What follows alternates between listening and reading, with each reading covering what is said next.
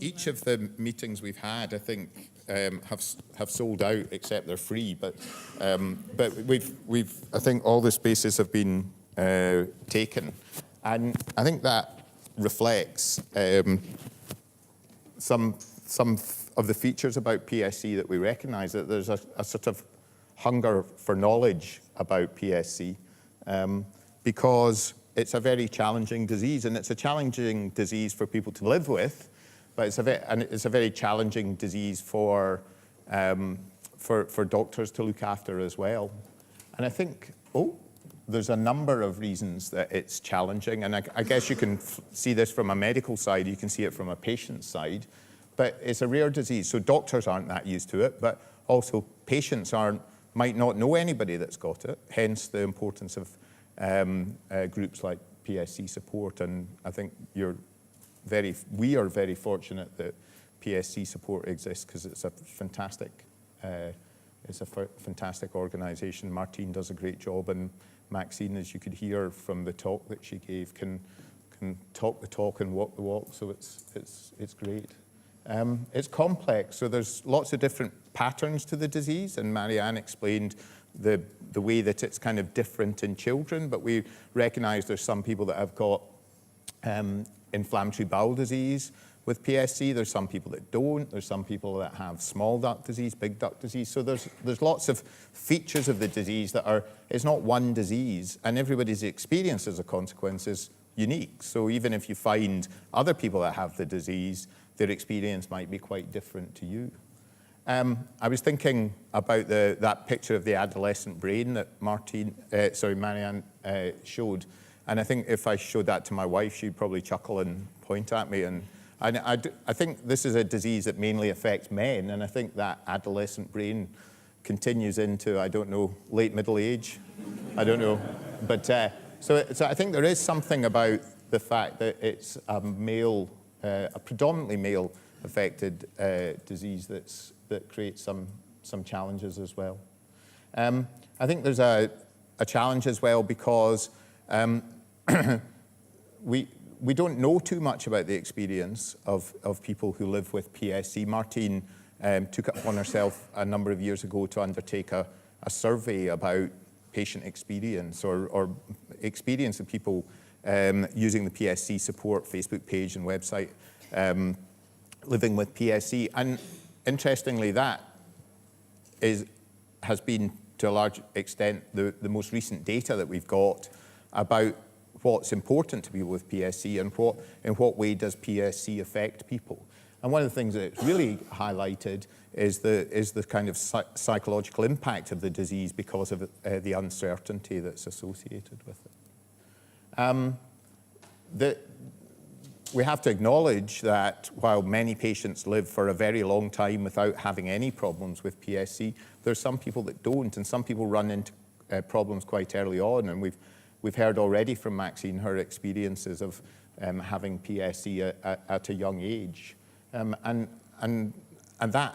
that's challenging. That's challenging, having potentially serious illness at a young age of a young stage of life, when people often have young families or just developing their careers, etc. It's quite an issue. There's the risk of cancer. And then, as we know, there isn't any effective medical therapy that we know that alters the natural history of the disease. And the mainstay of treatment really is surgical treatment. So when I say surgical treatments, that's endoscopy, surgical resection of part of the livers, removal of the gallbladder, and in people with advanced and late stage disease, then liver transplantation. But if you could flip it the other way and say that every time we do a liver transplant for PSC, it's just revealing the lack of treatments that we have that would prevent people getting disease that is severe enough that they need to have a liver transplant. So I think for all those reasons, this is a difficult disease for doctors to look after because they may not see many patients, but obviously for patients and the carers of patients as well. And I think that's a very important thing to acknowledge in relation to PSC. So what I'm going to talk about in this talk is talking about research in PSC. What are people doing about this? How are we trying to address some of the challenges and the unmet need that exists within PSC? So I was going to talk briefly about UK PSC, then some recent studies, and then what trials are open and now and what trials will be open in 2019. And there's some of the slides are quite detailed, but we'll try and keep it a fairly sort of high-level discussion about this. But just to show you, it's really just to demonstrate that there's a lot going on. And I'm very happy to take questions at the end. I mean, I guess comes back to the point, everyone's here because they're hungry for information. So we're here to try and answer your questions, and please come forward and ask them. So UK PSC, this is its 10th anniversary.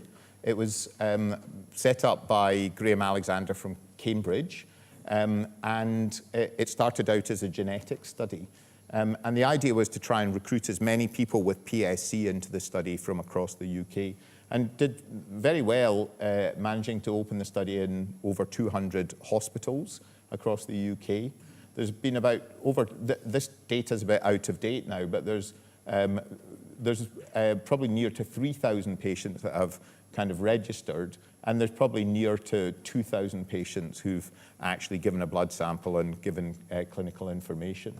But one of the difficulties with it is it's a kind of one-time hit. People register into that study, and then they're not followed up on an annual basis to see how they progress. But it's a really good start in terms of gathering information about a substantial number of patients with PSC.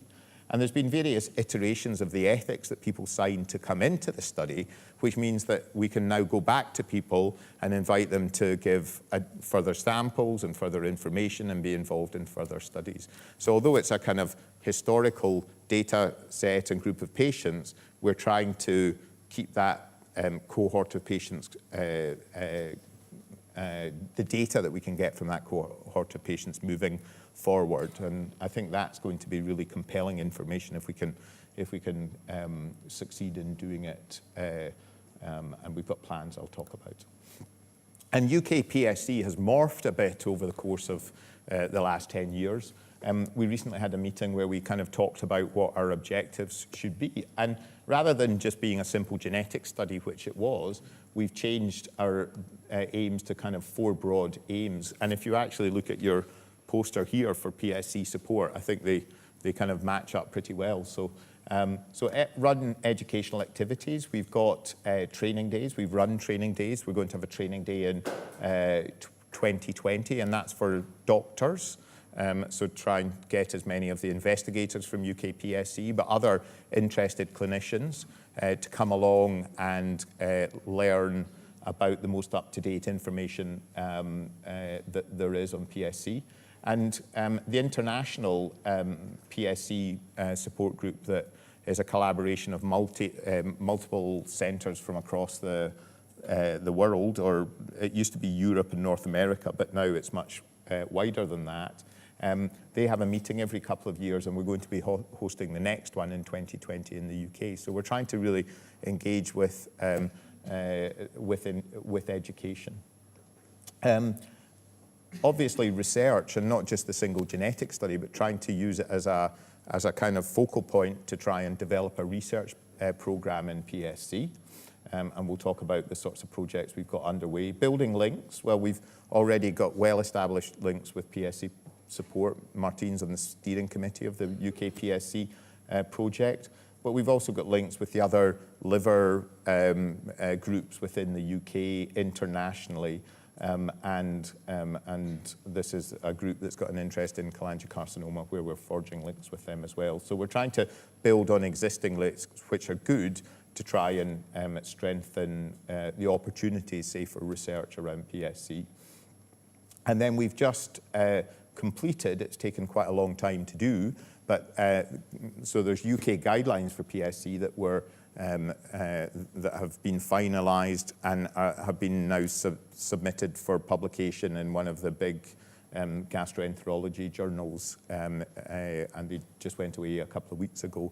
So we're hoping that there will be a new kind of, there haven't been UK guidelines for PSC, and we're hoping that these will provide a kind of standard of care that people would expect to be delivering and be receiving if they've got PSC. And hopefully they'll be accepted and published in next year. So there's a lot going on with UK PSC, and it's for you, but it's with you as well, because we can't, the research endeavours that we have, we really need people to be involved in and participate in.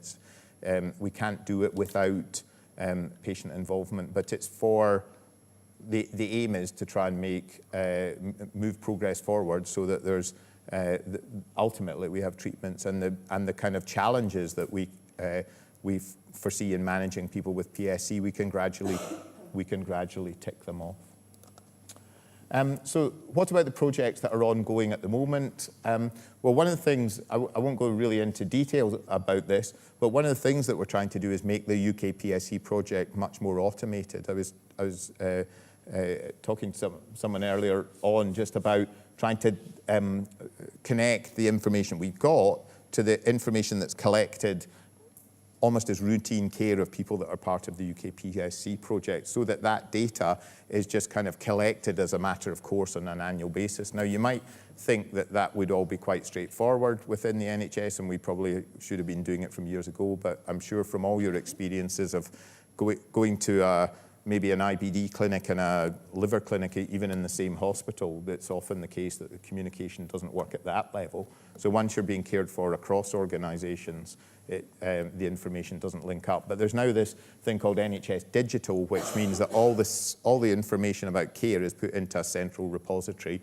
and there's a ways that you can access that. And for the patients from UK PSC, we'll be able to follow them up on an annual basis through that data repository without having to send questionnaires out. You've probably filled out a few, I would imagine, but without having to kind of collect data on an annual basis. We're undertaking a national audit of PSC, so that's on the back of the guidelines. So what we're trying to do is measure the standards of care that are out there in the hospitals who are part of UK PSC, and use it as a means to try and find more patients with the disease and try and get them involved in UK PSC. And that's going to be kicking off in the early new year. And there'll be 3 teams that will be trying to kind of coordinate it across around 150 hospitals. There's a risk score for PSC. So one of the challenges we talked about is, and Aileen talked about as well, is uncertainty about prognosis with PSC. What are the risks of needing a liver transplant or developing some other complication of PSC? And in a project that was led by Simon Rushbrook and Liz Good, there's been a prognostic score that's been worked out, and this has been now submitted for publication, and it's under review with one of the big liver journals, and I'll mention it again briefly. We've received funding, I'll talk about at the end, to develop a quality of life tool for PSC. When we started this about 2 or 3 years ago, there was no measure or tool that we could use to measure the quality of life of individual people that had PSC. And so we managed to secure funding from patient support groups to develop this. And we've got a PhD student who's now entering her 3rd year of our project. And we're very optimistic that we're going to develop a really useful tool that can be used to just measure the experience of people with PSC, but could also be used in clinical trials if you give treatment to see whether that leads to a change in the experience of the person after they receive treatment. And then the final couple of things, there's sort of on the back of the ideas that we had around developing a quality of life tool, there's now a project that's up and running called the Wellbeing Study, and I'll talk briefly about that. And that's mainly about looking at the psychological impact of PSC. And then there's a number of clinical trials. So this briefly is to talk about the PSC Risk Score. there's two ways that it's used. One is at the time you present, if you measure some simple blood tests, so these are the sorts of simple blood tests that Aileen was talking about, and you can calculate a score that then gives you a prognosis about how likely you are to have complications in 2 years. And then there's a long-term score where using similar basic tests and basic information about people at the time that they're diagnosed, so mostly information that would be available, if you could gather that information 2 years after diagnosis, then you can predict the 10-year outcomes. And there's actually a page on the the PSC support website where this score is available, and you can, sorry, UK PSC, sorry, UK PSC. And so you can, it's available there for people to test out. But that's going to be one of the first big outputs beyond the genetic studies from the data set on the large number of people that have been recruited into the PSC study. So we're very optimistic. It's been reviewed a few times. We're optimistic it will be accepted shortly. So I mentioned this quality of life project. We're about 2 years into it, Ellen and Marcus has spoken at this meeting before. She's currently at the point where there's a provisional questionnaire, quality of life questionnaire that's been developed. And she's now looking for 90 people to complete that questionnaire. And that can be done online or via post. And then she wants to interview about 30 of the 90 people that complete the questionnaire so that they can not just answer the questions, but have probably a remote interview to ask about the questionnaire and whether the questions that were being asked were useful, relevant, that sort of thing. And so she's making really fantastic progress. The aim of the project ultimately is to develop this tool that we're hoping that the regulatory authorities, so these are the people that say you can use this drug for a disease and license drugs for will accept the tool that we're developing as a tool that they would use in clinical trials of new agents for PSC.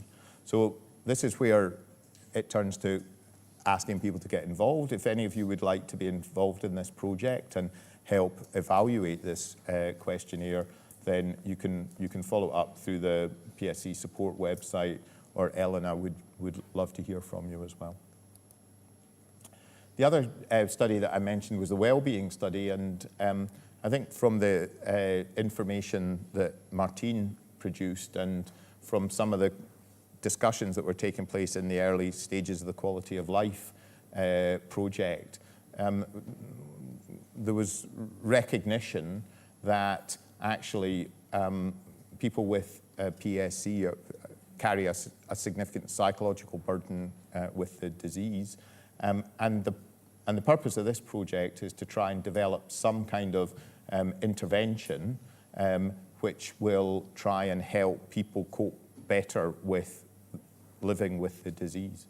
And that, first of all, the first phase of that was to undertake a review of all the data and information that was out there about how were people's health and well-being affected by having PSC, and then trying to put together some kind of intervention. That project's ongoing, and we've got Veronica and Kathy. I don't know where Veronica is, but... Yes, Kathy's here, and Veronica's here, and they're leading on this project. So if there's any questions you'd like to ask them, then I'm sure they'll be here at the end. You can have a word. But the idea is to try and, if we don't have any treatments that are going to change the disease, are there things that we could do that could make living with the disease easier? In terms of new projects that are in the pipeline, one of the challenges of PSC is, in terms of conducting clinical trials, is that if you want to give a treatment and show that it works, you've got to follow people for a long time. Aileen was talking about 10 to 20 years, and that data from Holland saying 20 plus years before being the average length of time before people have a significant complication for PSC. So from PSC. So if you're going to give people a treatment and establish if it works, you're going to have to, if you're going to wait for those outcomes to occur, that study is going to have to run for a very long time to demonstrate the treatments worked. Now, that's enormously costly. It's enormously costly to run a clinical trial that runs for 12 weeks, but if you're going to run a clinical trial for 2 years, it's millions, and then the idea of doing a study over 20 years is nigh on impossible.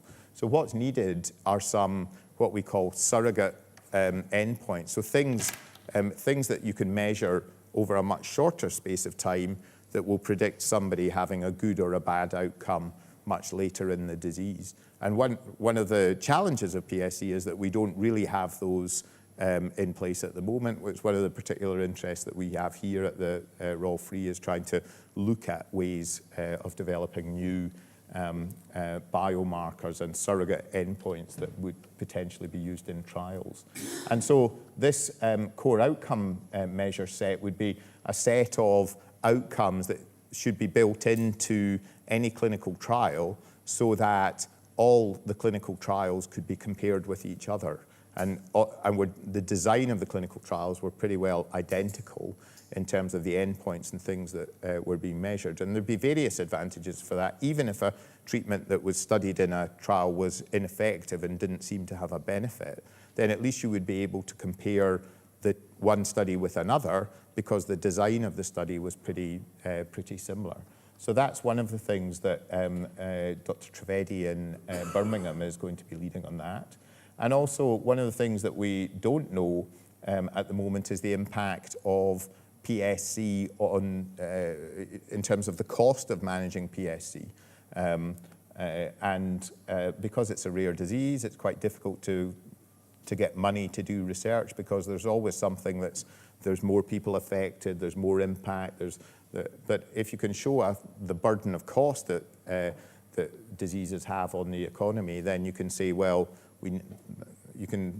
people start realizing that if you invest some money in research rather than just managing patients, then you may make substantial changes. So that's one of the other projects that's ongoing.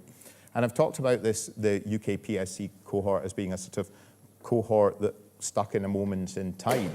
Well, what we're trying to do is run a project which would involve having 600, it's called PSC 600, it might be more patients if we can manage it, where we would get them to be assessed and reviewed on an annual basis, where we would then be able to capture data over a much longer period of time prospectively, where you would have blood samples that would be taken before events occurred, and then you could use those blood samples to try and predict who are the people that are going to run into problems over the course of the follow-up period.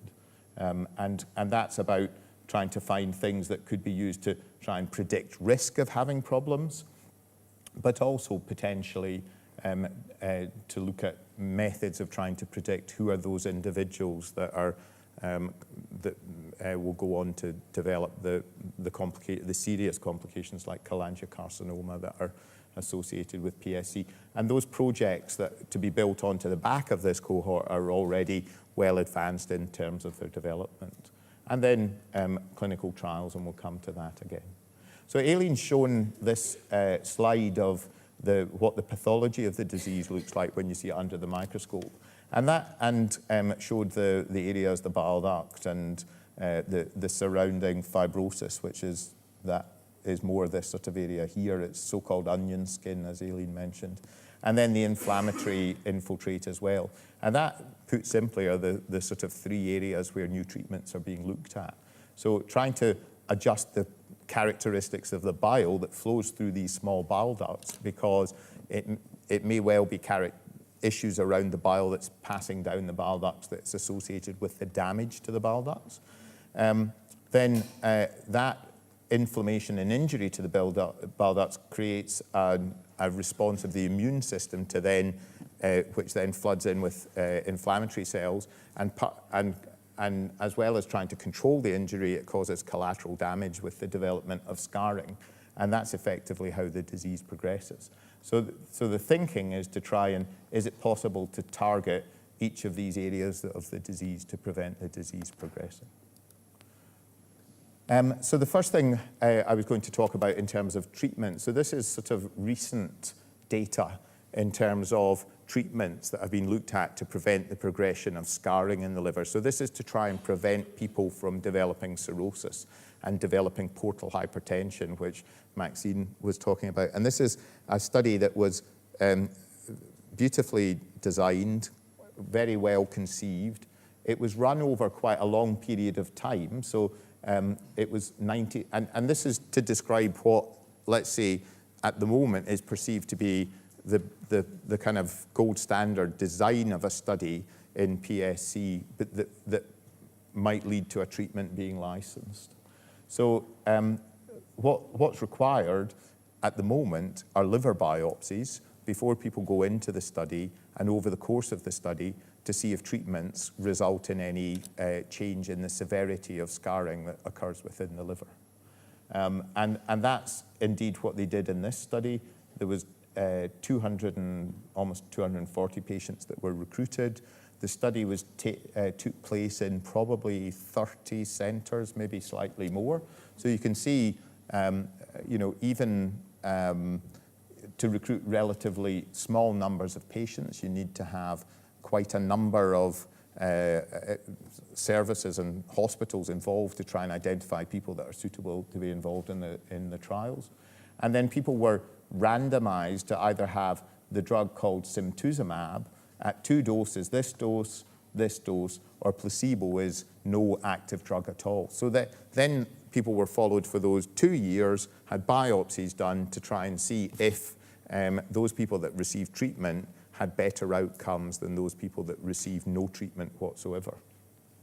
And the way that the response to treatment was assessed was looking, as I mentioned, at histology means liver biopsy appearances. And it was the amount of scarring, the amount of hepatic collagen on the biopsy that was considered to be the measure of whether the disease had progressed. So if there was more scarring, more fibrosis, you would see more collagen staining on the biopsy. And this is the 2 treatment arms here and the placebo arm here. And what you see is that the difference between the people that had no active drug and the 2 groups that had active drug, there was really no difference in terms of outcomes. So there was no, over the 2 years of the trial, there was no evidence that this drug altered the amount of scarring that was deposited within the liver. So it's a negative study.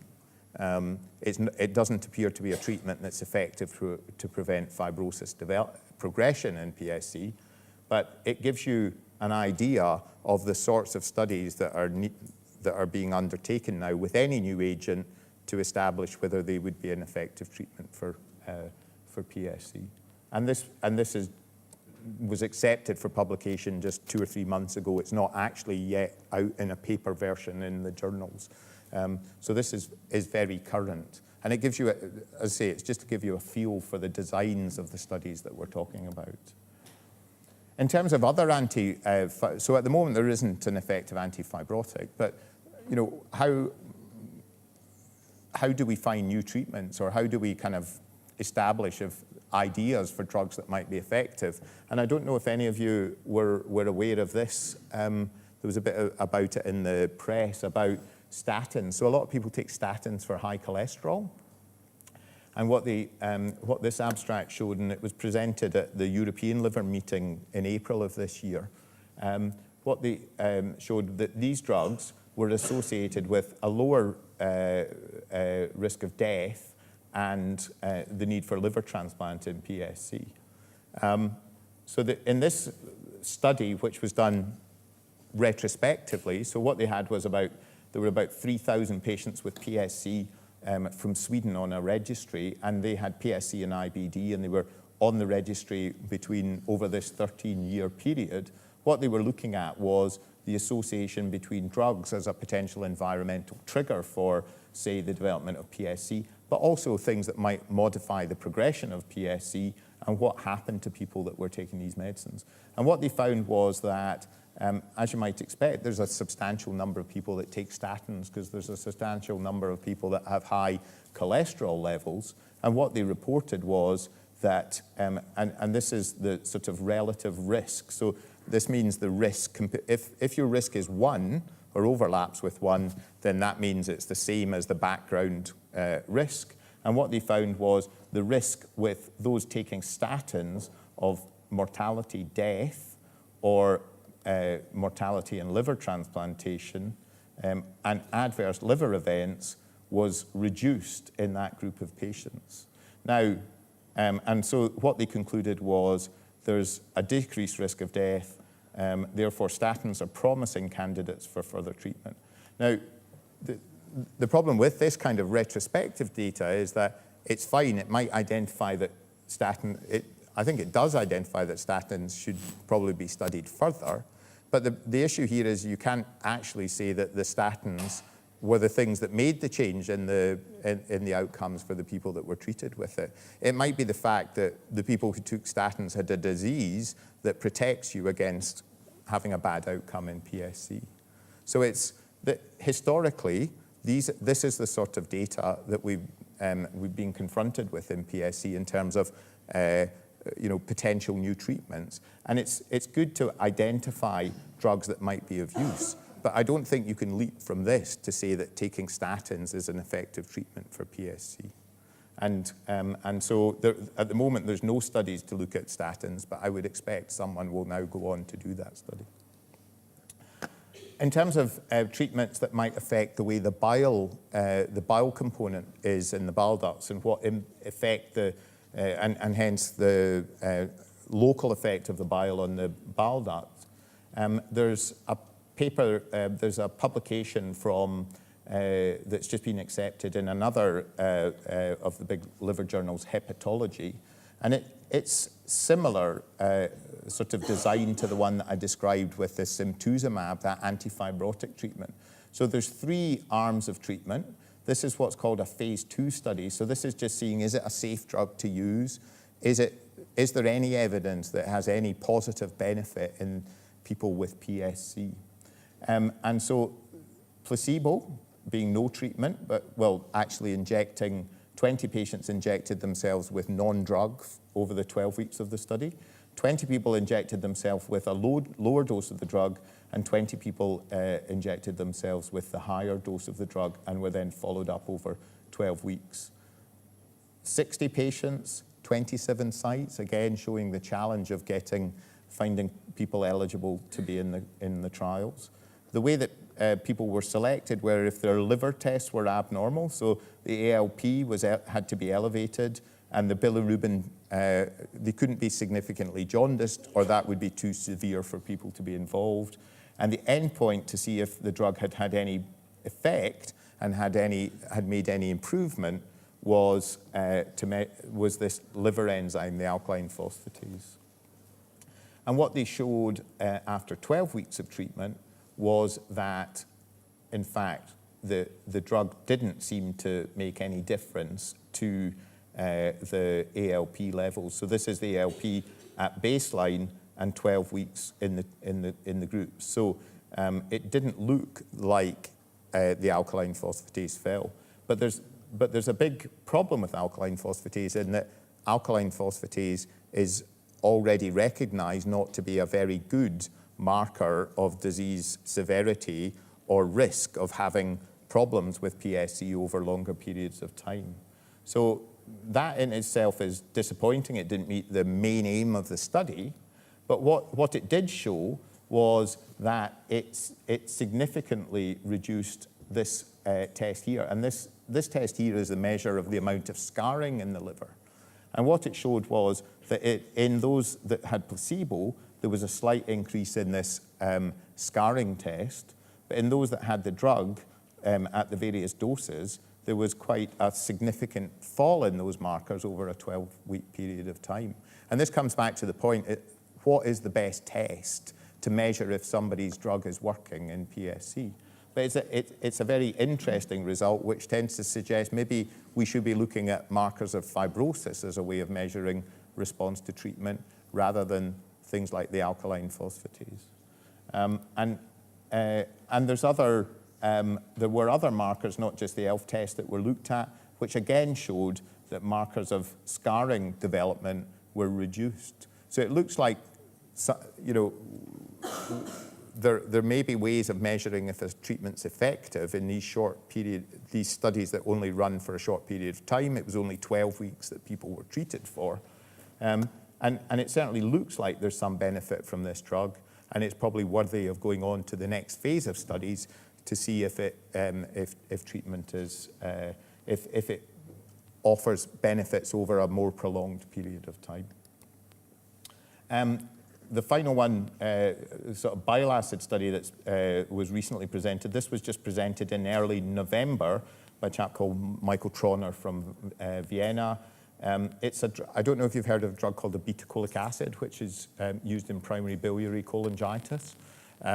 So it's a so-called FXR agonist, and it affects the way the liver makes bile acids. It sort of reduces the amount of bile acids that liver makes. The problem with that drug called obeticholic acid is that there's quite significant side effects of itch in people that are treated with it. And this drug is made in a different way, so it's not a steroid. And what they found over the course of the study was that actually itch wasn't a problem in people that were treated. And what they showed in 50 patients that were treated over a 12-week period, that the alkaline phosphatase in the two treatment groups here, so this is the dark green and the lighter green, fell substantially compared to those people that received placebo. So again, it looks like there may be some, it's only 12 weeks of treatment, it looks like there may well be some effect. It's difficult to know what that means, but already the company have decided that they're going to go on to the next phase of study, which is likely to be the sort of study that I described, which would be the 2-year study that needed a liver biopsy at the beginning of the end of it. So, and that study, they're already racing ahead. They only presented the data 2 weeks ago, and they're now already going on to design the phase 3 study that they would hope will demonstrate the efficacy of the drug and might even allow the drug to be licensed. So in terms of other bile acid therapies that I've not mentioned, I've kind of used a traffic light way of demonstrating. There's a drug called Norurso, which is a sort of made by the same company who developed Urso, and is structurally similar to Urso, but has more broader effects than Urso. And it's been studied in a phase 2 study, so one of these short 12-week type of studies, and they're now going on to one of the phase 3 type studies, which is the kind of 2-year study with biopsies that I mentioned. And that study is open. It's certainly open in some centres in Europe. I'm not sure if any of the UK centres are actually up and running yet, but it's certainly open in a number of sites within the UK, probably about 5 or 6. Sites, and we're going to be one of the sites. The Gilead study that I've just mentioned, so the study that was presented in November, they're already going on to this phase 3 study, and it'll be open in the UK, and I expect it'll open sometime next year. There's this drug that's been shown to be of benefit in patients with PBC. And the company are now interested in looking at it, testing it in one of those short studies that would go for about 12 weeks, a phase 2 study in PSC. And so there's preliminary discussions about designing a trial to do that. My expectation is that the UK will definitely be one of the sites, or one of the countries in which that trial would be open, so there'd be the opportunity for people to be involved. And then bezafibrate, there was a big publication just earlier this year from in PBC again, looking at bezafibrate as a treatment for PBC, which showed it to be a very effective treatment. And there's interest in looking at that. I think a French group are looking at developing a trial, and we've been having some discussions here and within UK PSC about developing a protocol and developing a study to do this in the UK. And the two drugs that, if you were here last year, that I was talking about, so the MGM study was this fibrosis marker study that's just been published. I talked about where the improved fibrosis didn't affect alkaline phosphatase. At the moment, the company have completed the phase 2. They haven't decided. I think it's about how much, the cost of running a phase 3 study, whether they'll go on and do that. And then obeticholic acid, which is this treatment that's an FXR agonist that's from Intercept. It's licensed now for PBC, and they presented data in a phase 2 study last year. And at the moment, they haven't confirmed if they're going on to do a phase 3. But it would be just as legitimate to do phase 3 studies as it would in either of these two treatments here. So kind of watch this space. They may well come. But there's quite a lot of activity here. I mean, if we were giving this talk 5 years ago, there would be nothing. We wouldn't be talking about any potential treatments, new treatments that were coming online. So it's a very dynamic period. There's a lot of research going on. The final thing to talk about is immune targets. One of the drugs that there's been a lot of interest in as a potential treatment for PSC is a drug that's used to treat inflammatory bowel disease. It's called vedolizumab. And the mechanism of action of vedolizumab is, and how it treats inflammatory bowel disease in the colon, there's similar mechanisms that are occurring within the liver as well, and that's work that Dave Adams led on many years ago in Birmingham. And so it's always been suspected that vedolizumab might be a treatment that would that might actually allow you to treat the inflammatory bowel disease, but also treat the liver disease in people with PSC. Now, the company that owned the drug is a company called Takeda, and they originally planned to do one of these short phase 2 studies, and then planned to do one of these big phase 3 studies, and then finally decided they're not going to do anything at all. So the best data that exists about whether vedolizumab helps at all in PSC is this data that was presented by Kate Williamson from Oxford, who collated data from this international PSC study group from mainly the US and Europe and Canada. 60 patients that had been treated with vedolizumab who had PSC and IBD, and what they and they were treated for, on average, about a year. And I think it's difficult to say on this data, and it's not, it's retrospective data, so there's limitations. We've talked about a sort of retrospective data, but it doesn't look convincing that there's a significant change in liver tests in people from the point they start treatment to the point where they were last seen on average about 1 year later. So at the moment, it's not very compelling that this drug is having an obvious beneficial effect to people with PSC. And if you looked at the percentage of people where the liver test the ALP got worse or better, in fact, it was about 50-50. About half of the people who were treated with this drug for their IBD, their liver test got worse, and about half of them got better. And about 40%, or just over 44% of patients, it was effective to treat their IBD. So there may well be reasons to use this drug to treat inflammatory bowel disease and inflammatory bowel disease in PSC, but at the moment it would be difficult to justify this as a treatment for thinking that it's definitely going to have a benefit to people's liver with PSC. But if you really want the answer, you need to design a study that's specifically going to answer the question as to whether it offers benefit.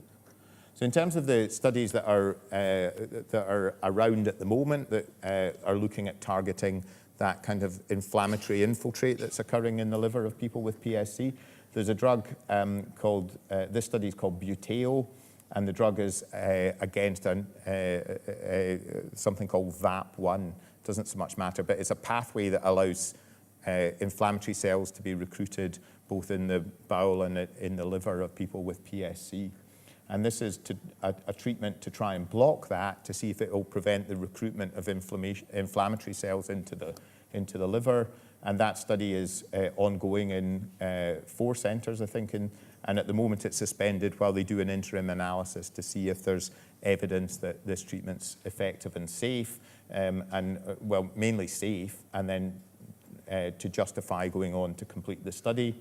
And we're also in discussions with this company that are from Israel, and a protocol's been developed that will lead to a phase 2 study that's going to be starting next year. It's just going through ethics at the moment. There'll be a number of UK centres and 2 centres in Israel to look at this treatment, which is an infusion on a 3-weekly basis, and seeing if it has, it's an anti-inflammatory and it's got anti-inflammatory and anti-fibrotic effects, to see if it has any benefits and is safe in people with PSC. So that's another potential study that will be opening into next year. So, so in terms of research, there's lots going on.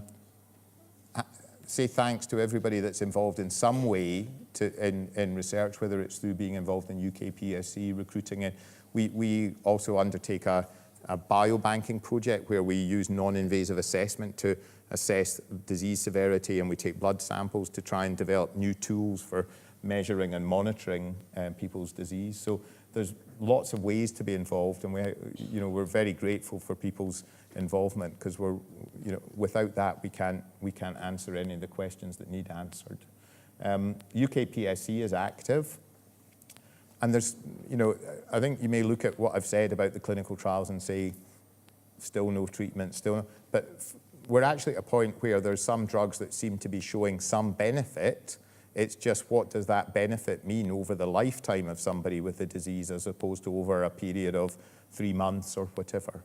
And I think there's more and more companies are getting interested in developing drugs in this area, because they appreciate the unmet need, and to them unmet need means potential profits. But regardless of what their motives are, if they come in the right spirit and try and help us develop new treatments, then it can only be a win-win.